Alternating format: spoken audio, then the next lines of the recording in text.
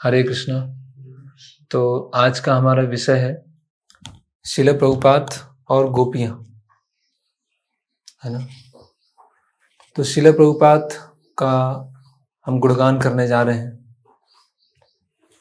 ब्रह्मा जी का एक दिन भी कम है प्रभुपाद जी का गुणगान करने के लिए, क्योंकि ब्रह्मा जी का एक दिन भी एक भौतिक समय है, या ब्रह्मा जी की पूरी जो आयु है वो भी एक भौतिक समय है।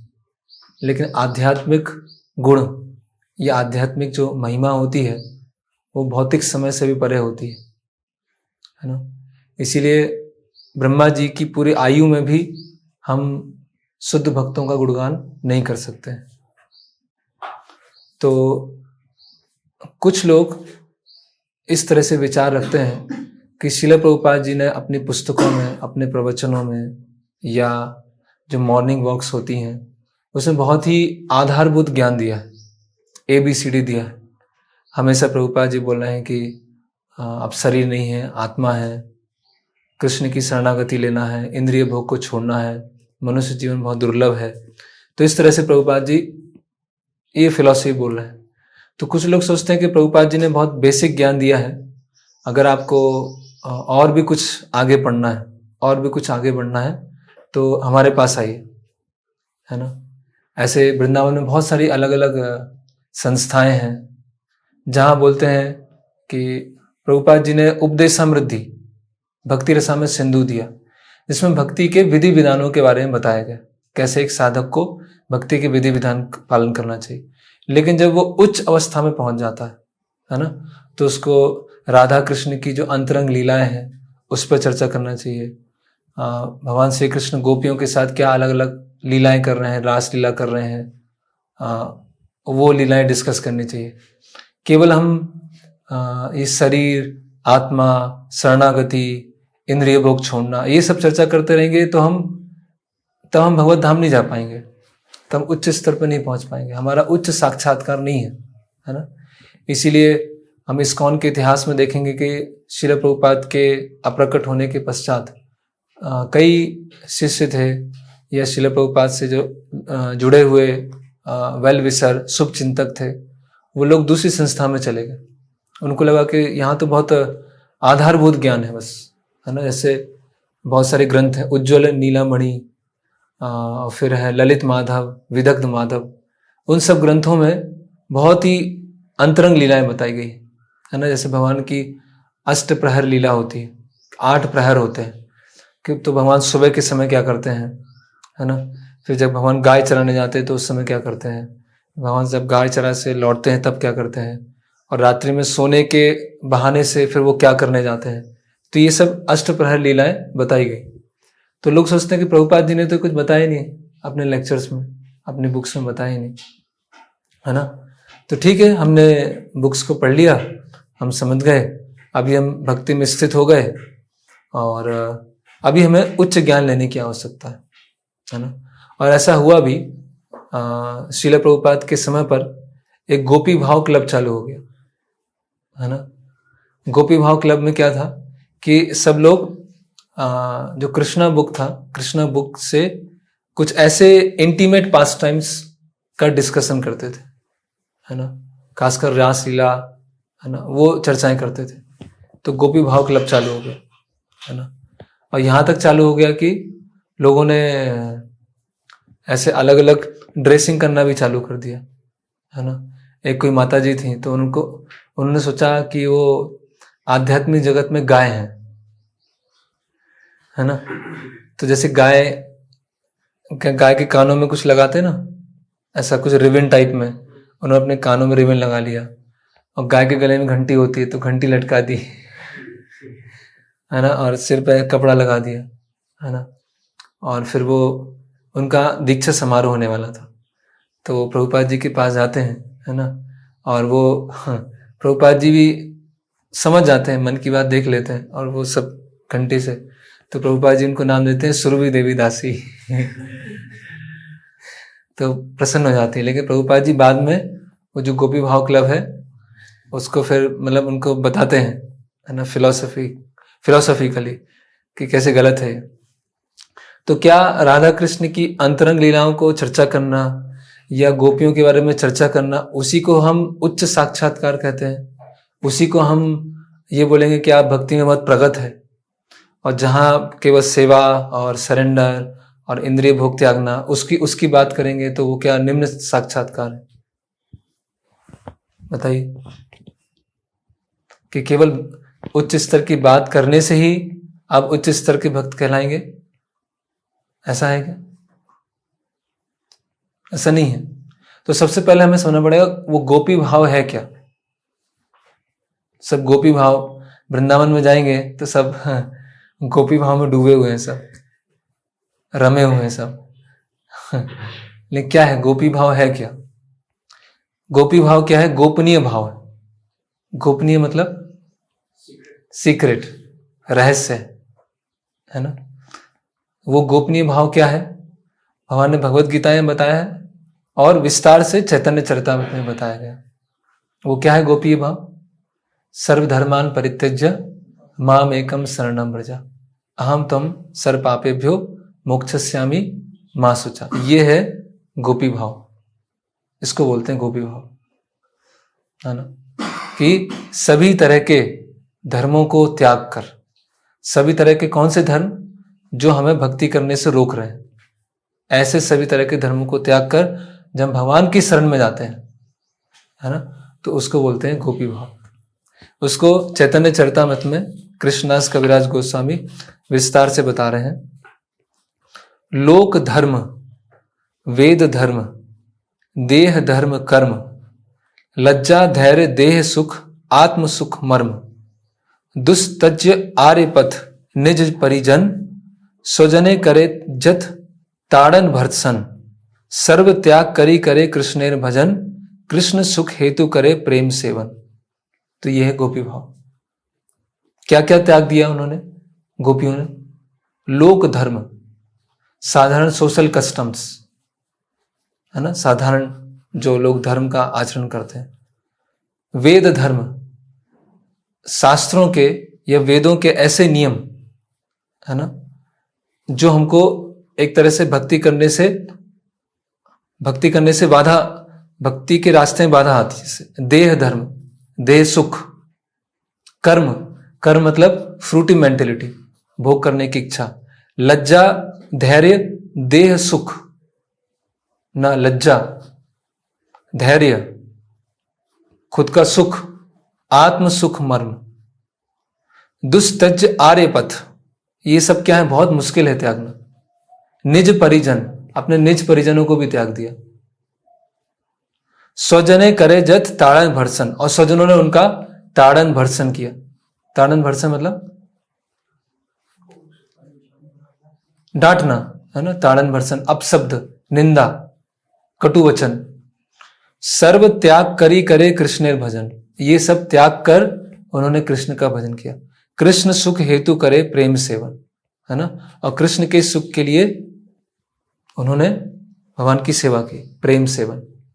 तो ये है गोपी भाव, है ना। ऐसा नहीं कि वृंदावन में बैठकर तारों की तरफ देखते हुए धीरे धीरे हंसते हुए गोपियों की लीलाओं की चर्चा के बारे में चर्चा करना, वो गोपी भाव नहीं है ना। ऐसे हैं कई लोग आश्रम में रहेंगे और ऐसा बहुत तपस्या कर रहे हैं, है ना। ऐसा हुआ कि कई लोग यही प्रैक्टिस करते हैं। एक्चुअली एक वो है सिद्ध प्रणाली बोलते हैं इसको। सिद्ध प्रणाली क्या होता है? उसमें अलग अलग स्टेप्स होते हैं कि आप आध्यात्मिक जगत में क्या है, आध्यात्मिक जगत में आपका स्थान कहाँ है, आप भगवान से मिलने कौन सी गली में जाते हैं, और किस समय आपकी भगवान के लिए सेवा होती है। इन सब चीजों पे मेडिटेट करते हैं। ये शास्त्रों में है, जिसको बोलते हैं सिद्ध प्रणाली। तो वृंदावन में ऐसे लोग प्रैक्टिस करते हैं सिद्ध प्रणाली। लेकिन वो सिद्ध प्रणाली कब होती है? जब मन पूरी तरह से शुद्ध हो जाता है, उसके बाद सिद्ध प्रणाली आती है। तो कई बाबा जी क्या है, जैसे एक भक्त गए राधा कुंड पर, तो उन्होंने पूछा कि कहाँ है बाबा जी, कहाँ है? बोले बाबा जी गए हैं। तो गए तो मोर की आवाज आ रही थी, है ना, मोर की आवाज की नकल कर रहे थे। बोले ये क्या कर रहे हैं? तो बोले ये मोर की आवाज की नकल कर रहा है। बोले क्यों? बोले क्योंकि ये आध्यात्मिक जगत में मोर है, तो अभी से इसकी प्रैक्टिस कर रहा है। तो इसको बोलते हैं सहजिया। जो भक्ति के उच्च स्तर को बहुत सस्ता समझने लगे उसको बोलते हैं सहजिया, है ना। तो इसीलिए ये है गोपी भाव जो कृष्णदास कविराज गोस्वामी बोला है कि देह सुख, आत्म सुख, निज परिजन, लोक धर्म, वेद धर्म, ये सब कुछ गोपियों ने त्याग दिया और फिर इसके पश्चात भगवान की सेवा की। वो सर्वधर्मान परित्यज्य माम एकम शरणम व्रज। तो उसके मूर्तिमान रूप है गोपियां, और वो है गोपनीय भाव। ठीक है, वो ही गोपी भाव श्रील प्रभुपाद जी ने प्रस्तुत किया, है ना।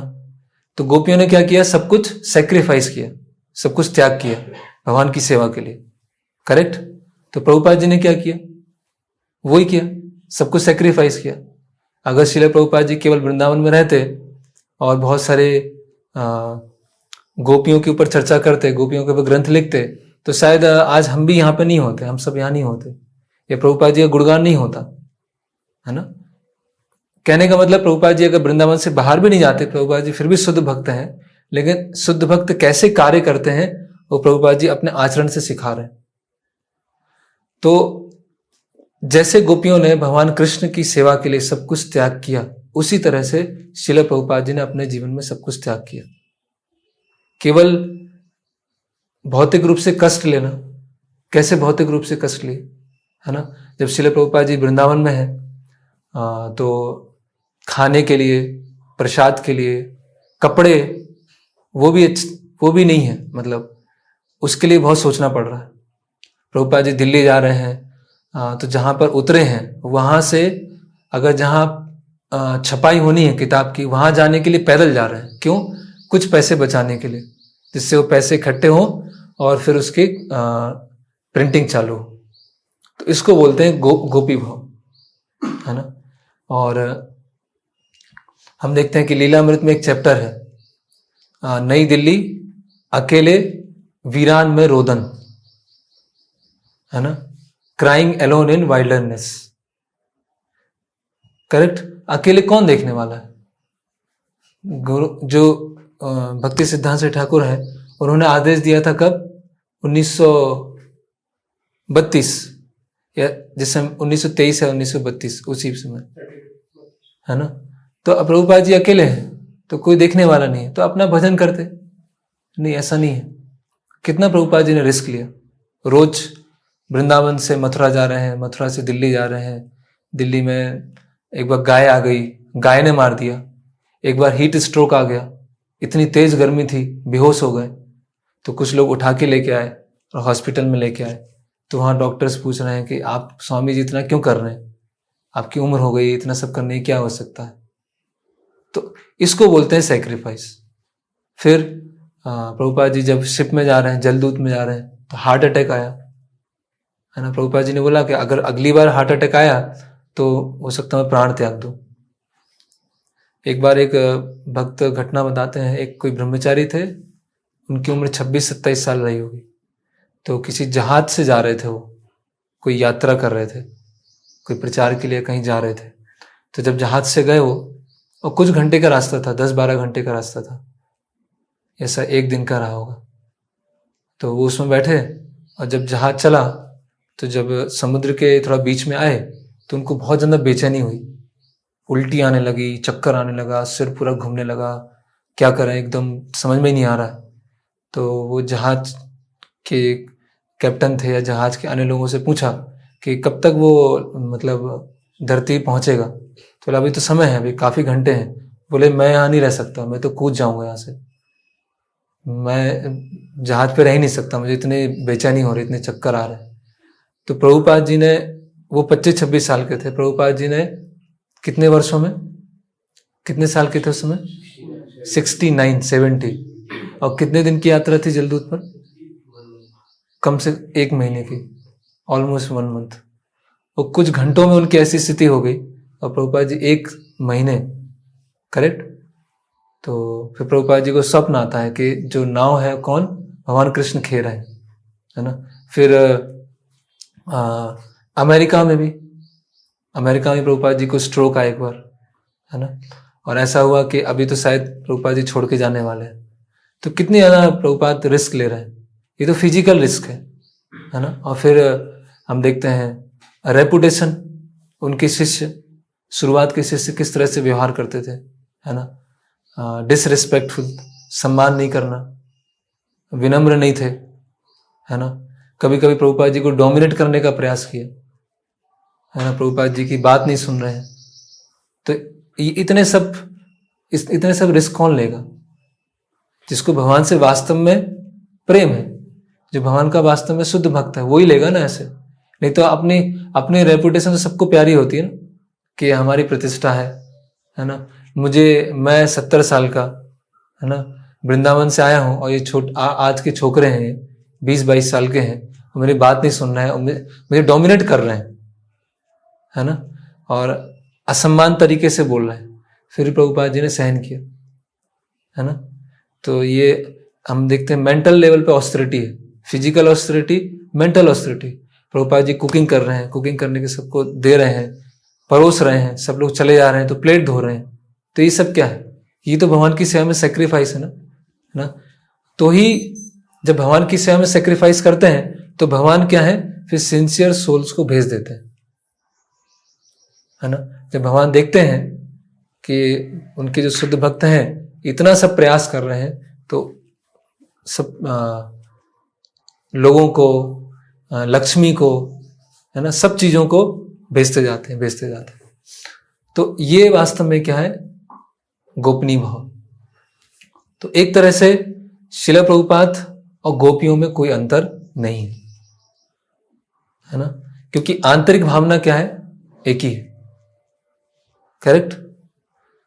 और देखा जाए तो दो तरह के रस होते हैं, एक होता है माधुर्य और एक होता है औदार्य, है ना। तो माधुर्य मतलब जो भगवान कृष्ण और गोपियों के बीच में लीला है, माधुर्य रस। और औदार्य होता है मतलब दूसरों को कृष्ण प्रेम बांटना। तो माधुर्य से ऊपर होता है औदार्य, माधुर्य से भी ऊपर क्या है? औदार्य। इसीलिए चैतन्य महाप्रभु क्या बोलते हैं? नमो महावदन्याय, सबसे महान दयालु है, करेक्ट। तो प्रभुपाद जी ने, अगर हम देखें कि गोपियों की लीला परम है, तो उससे भी परम है औदार्य लीला, चैतन्य महाप्रभु की लीला। और वो प्रभुपाद जी ने दिखाया। वो जिनको वृंदावन में बैठकर जो बहुत उच्च स्तर के साक्षात्कार आ रहे हैं, वो वैज्ञानिकों के सामने जाकर उनको हरा नहीं सकते हैं, नास्तिकों के साथ डिबेट नहीं कर सकते हैं, जो अभक्त है उनको भक्त नहीं बना सकते हैं, करेक्ट। वो इतने उच्च स्तर पर हैं कि वो निम्न स्तर पर आ ही नहीं सकते प्रचार करने, है ना। लेकिन प्रभुपाद जी नास्तिक, वैज्ञानिक, है ना, फिलोसोफर, ढोंगी गुरु, सबको, है ना, तहस नहस कर रहे हैं, है ना। तो ये है ना, ये औदार्यता है ना, कि दूसरों को किस तरह से भक्ति में लेके आए। ऐसे भक्ति विनोद ठाकुर बोलते हैं कि एक वैष्णव, है ना, उनका आकलन कैसे किया जाता है कि उन्होंने किस तरह से अन्य ज्यादा से ज्यादा लोगों के हृदय में भक्ति संचार की है, उससे गिना जाता है कि वो वैष्णव कैसे है ना। तो प्रभुपाद जी ने हमें, मतलब जो सबसे निम्न स्तर पर जो वैदिक संस्कृति से सबसे दूर है, जो ट्रेडिशनल कल्चर से सबसे दूर है, युवा, है ना, हेडोनिस्टिक, पूरा भोग करने वाले, पूरे भौतिकतावाद में डूबे हुए हैं, उन लोगों के बीच में जाकर फिजिकल रिस्क लेना, अपने रेपुटेशन के लिए रिस्क लेना, मेंटली रिस्क लेना, तो ये कौन करेगा? इसको बोलते हैं उच्च साक्षात्कार, उसको बोलते हैं हायर रियलाइजेशन, है ना। तो श्रील प्रभुपाद जी के एक शिष्य हैं जिनका नाम है सवास दास। तो बता रहे हैं, एक मॉर्निंग वॉक का बता रहे हैं कि हम बहुत सारे शिष्य थे और प्रभुपाद जी के साथ मॉर्निंग वॉक पे जा रहे थे। तो कुछ शिष्य जो है प्रभुपाद जी से पूछ रहे थे कि प्रभुपाद जी आप कुछ गोपियों की लीला या राधा कृष्ण की लीलाओं को बताइए। तो प्रभुपाद जी को ऐसा लग रहा था, प्रभुपाद जी अप्रसन्न हो रहे थे, खिन्न हो रहे थे थोड़ा, कि क्या क्या प्रश्न पूछ रहे हैं। तो बार बार शिष्य वही पूछ रहे थे, गोपियों की लीला क्या है ये। प्रभुपाद जी उसको पसंद नहीं कर रहे थे। फिर मॉर्निंग वॉक खत्म होने वाली थी, सब पार्किंग में पहुंचने वाले थे। तो ये जो प्रभु जी हैं, सुभाष प्रभु, बोलते कि अभी मैं पहली बार मॉर्निंग वॉक में आया हूँ, फिर अगली बार आऊँगा कि नहीं आऊँगा, तो अभी कैसे मैं प्रभुपाद जी को प्रसन्न करूँ। तो उनका पूरा हार्ट बीट बढ़ गया और एकदम पसीना आने लगा कि मैं क्या बोलूँ, मैं कुछ बोल दिया और गलत निकला तो प्रभुपाद जी आप प्रसन्न हो जाएंगे, है ना। तो बहुत टेंस हो गए। तो उन्होंने एकदम एक्साइटमेंट में बोला कि प्रभुपाद मैं शिकागो में रहता हूँ और आपकी पुस्तकों का रोज वितरण करता हूँ, और इतनी पुस्तकें रोज वितरित होती, है ना। और बोला और एकदम शांत हो गए। फिर सोचने लगा कुछ गलत तो नहीं बोल दिया। तो प्रभुपाद जी चल रहे थे ऐसे, तो प्रभुपाद जी पीछे मुड़े, तो प्रभुपाद जी बोले ये मेरा वास्तविक शिष्य, कि जो जानता है कि स्पिरिचुअल मास्टर आध्यात्मिक गुरु कैसे प्रसन्न होते हैं, और आध्यात्मिक गुरु के प्रसन्न होने के लिए वो इस तरह से सेवा कर रहा है ना। और प्रभुपाद जी फिर मॉर्निंग वॉक पूरा हो गया, है ना। तो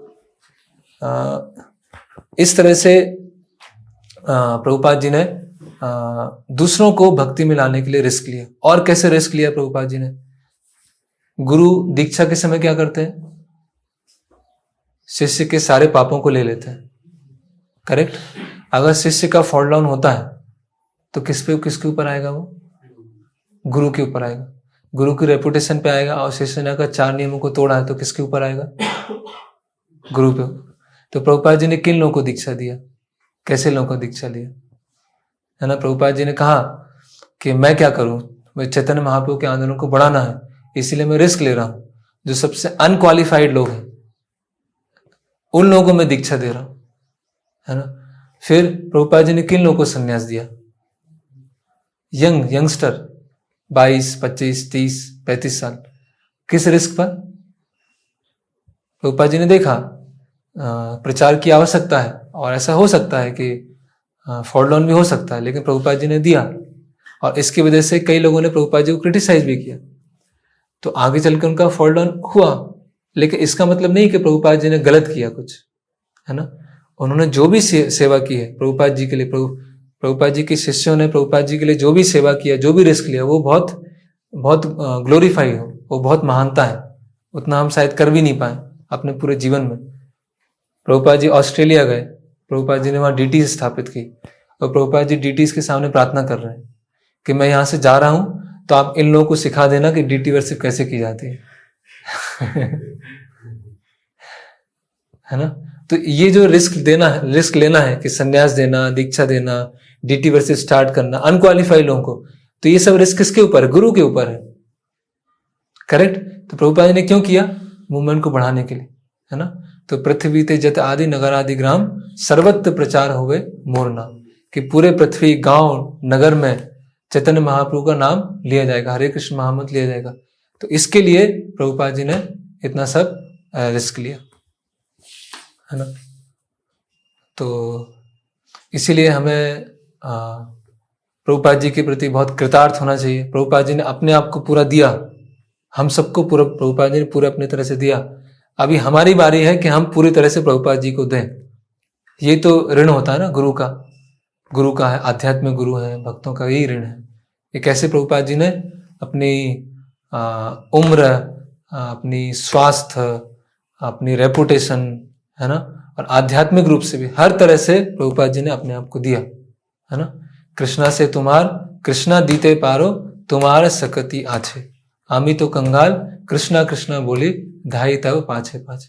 कि कृष्णा आपकी प्रॉपर्टी है, कृष्णा आपके हृदय में है, और आप ही कृष्ण को दे सकते हैं। आमी तो कंगाल, मैं कंगाल हूं और मैं आपके पीछे पीछे भाग रहा हूं, क्या मुझे कृष्ण प्रदान करें, है ना। तो इसीलिए जैसे भगवान भगवत गीता के 13वें अध्याय बताते हैं कि जो विद्वान व्यक्ति के कई लक्षण होते हैं, उसमें एक बताते हैं आचार्योपासना, कि आचार्यों की उपासना करना। तो सारे जो लक्षण हैं विद्वानों के, उसमें जो सबसे प्रमुख लक्षण है वो आचार्योपासना, गुरु की शरण लेना। तो इसीलिए अभी हमें जैसे 125वां प्रभुपाद जी का आविर्भाव का वो है, मतलब आविर्भाव वर्ष है इस बार, है ना, 1896, और अभी क्या है 2021, 125 साल हो गए, करेक्ट। तो ये कैसे हम प्रभुपाद जी का गुणगान करें? प्रभुपाद उपासना, प्रभुपाद जी की उपासना कैसे करें। सबसे पहले तो हम समझें कि उनके इंस्ट्रक्शन क्या है, उनकी पुस्तकों में क्या दिया है, फिर उसके आधार पर भक्तों के निर्देशन में रहकर उसको पालन करें। तो ये गोपी भाव है, ये गोपनीय भाव है। एक नारद भक्ति सूत्र में और एक सूत्र बताया गया जो गोपी भाव के बारे में बताया, तत् सुखित सुखित्वम, भगवान के सुख में सुखी होना, भगवान की अप्रसन्नता में अप्रसन्न होना, इसको बोलते हैं गोपी भाव। भगवान के सुख में सुखी और भगवान के दुख में दुखी। भगवान कब सुखी होते हैं, वो गुरु के माध्यम से, भक्तों के माध्यम से हम समझ सकते हैं। हरे कृष्णा। किसी कोई प्रश्न, कोई जिज्ञासा?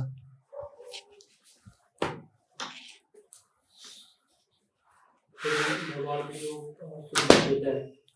तो भगवान एक विशेष कार्य के लिए उनको अवतार करके जग में भेजते हैं, ये कार्य को संपादित करें। तो क्या भगवान के शुद्ध भक्तों पे बाह्य दृष्टि से हम देखते हैं कि भौतिक जगत के सभी रूप से लागू हो रहा है और संघर्ष कर रहा है, इवन मेटेरियल लाइफ में, तो उसको किस प्रकार से समझें? तो भगवान अपने शुद्ध भक्तों को यहाँ पर भेजते हैं, और जब वो यहाँ पर आते हैं तो अपने भौतिक जीवन में भी संघर्ष करते हैं, तो उसे कैसे समझें, है ना। एक्चुअली भगवान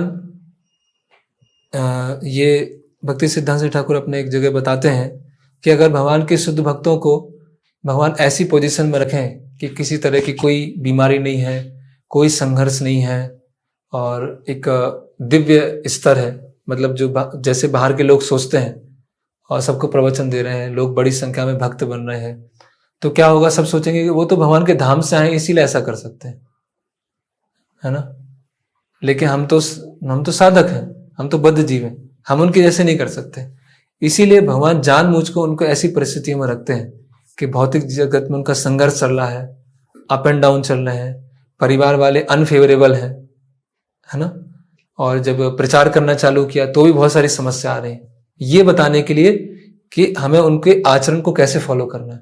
हमारे जीवन में भी ये सब चीजें आएगा, है ना, ये बता रहे ना, स्वजन, लोक धर्म, देह धर्म, ये सब हमारे जीवन में भी समस्या आएंगी। तो कैसे आचार्यों ने अपने आचरण से सिखाया कि जितनी भी तरह के ऑब्स्टेकल्स, बाधाएं आती हैं, उनको कैसे पार करना, इस तरह से हम समझ सकते हैं। बाकी उन समस्याओं से वो प्रभावित नहीं होते हैं। भक्ति करेंगे तो समस्याएं आएंगी, लेकिन भक्ति करने से हम समस्याओं से प्रभावित नहीं होंगे। ये इस तरह से। और कुछ? तो ये ध्यान रखिए कि कभी भी हम वृंदावन जाएं या लोई बाजार जाएं तो वहाँ बहुत सारी पुस्तकें होती हैं, उसमें ऐसा पिक्चर्स भी ऐसे बहुत अट्रैक्टिव होते हैं भगवान की लीलाओं के, है ना, राधा कृष्ण की लीलाओं के, गोपियों की लीलाओं के। तो हमें लगेगा ये भगवत गीता तो बहुत बेसिक किताब है ना, धर्म क्षेत्रे कुरुक्षेत्रे समवेता युत्सवा, ये तो हो गया, ये तो बच्चे लोग पढ़ते हैं, है ना, हम तो अभी बड़े हो गए। इसीलिए कई लोग वृंदावन बोलते हैं, अरे इस्कॉन वाले तो क्या है, बच्चे हैं तो, है ना, ये बच्चों की चीजें हैं, हम तो उस स्टेज को पार कर गए। तो इन सब चीजों से बच के रहें। इसीलिए कभी कभी वृंदावन जाना रिस्की भी हो जाता है, खतरनाक भी हो जाता है ना। वृंदावन जाते हैं और ऐसे किसी से मिलके हैं और बोलते, वो ऐसी कुछ लीलाएं सुनाएंगे और ऐसे बताते हैं कि हम भी उसी लीला में हैं, हम हैं बाबा जी, हम हैं गुरु जी, लेकिन हैं उसी लीला में। तो लगता है कि हाँ, वो उच्च भक्त हैं, वो बहुत बड़े बाबा जी हैं, तो, है ना। ऐसी स्टोरी वो सुनाते हैं कि मैं कुछ खा रहा था, है ना, कुछ प्रसाद ले रहा था और एक छोटा सा बालक आया, है ना, कुछ दे के चला गया। तो ये सुन के लोगों को जो चमत्कारी चीज अच्छी लगती, मेरे सपने में राधा कृष्ण आए, है, मेरे सपने में कन्हैया आए, तो ये सब लोगों को अच्छा लगता है। लेकिन जहाँ पर सरेंडर है, इंद्रिय भोग छोड़ना है, भगवान की सेवा करना है, रिस्क लेना है, अपना आराम छोड़ना है, वो लोगों को अच्छा नहीं लगता। तो वास्तव में श्रील प्रभुपाद जी ने क्या दिया हमको, वास्तविक गोपी भाव समझाया। ठीक है, हरे कृष्णा। श्रील प्रभुपाद की जय। निताई गौर प्रेमानंद।